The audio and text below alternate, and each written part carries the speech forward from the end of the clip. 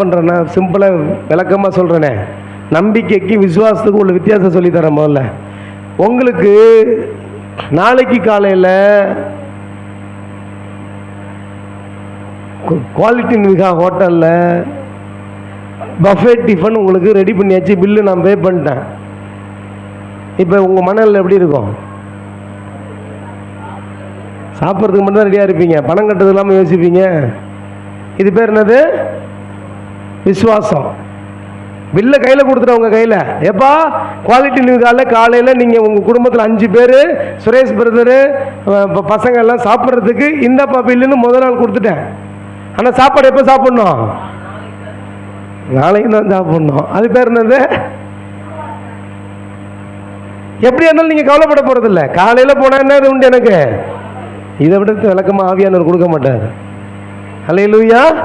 அடுத்து பிரதர் நீங்கள் அங்கே போங்க, நீங்கள் போய் சாப்பிடுங்க, நான் வர்றேன் பில்லு கொடுக்க வரேன்னா இப்போ என்ன இருக்கும்?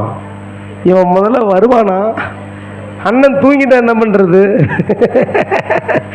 கடைக்கு வர்றேன்னு சொல்லிட்டாரு, வரலன்னா என்ன பண்ணுறதுன்னா உங்கள் மனசு எப்படி இருக்கும்?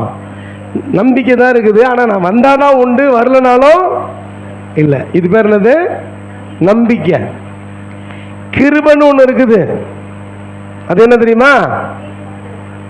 3 வேளை சாப்பாடும் அங்கே பேக் பண்ணி நீ படுத்துருக்கிற வீட்டுக்கு பெருசாக கொண்டு வந்து கொடுத்துருவாரு.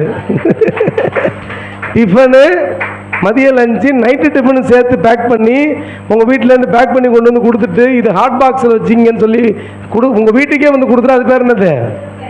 நீ ஒரு வேளை தானே, ஒரு வேளை டிஃபன் தானே கேட்ட, 3 வேளை சோத்தையும் கொடுத்துட்டாங்களே அப்படின்னா அது பேர் என்னது? புரிஞ்சிருச்சா?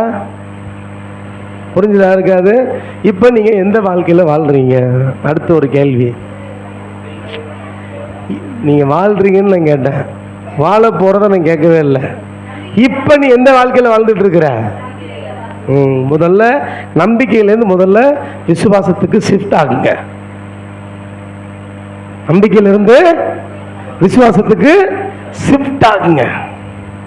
இந்த நம்பிக்கையில் இருக்கிற வாழ்க்கை உங்கள் மூளையை சார்ந்ததே நிறைய இருக்கும், உங்கள் சுயத்தில் சார்ந்தது நிறையா இருக்கும். ஆண்டவர் காலையில் விளக்கத்தை கொடுக்க சொன்னேன். எனக்கு ரொம்ப ஈஸியாக இருக்குது, நீங்கள்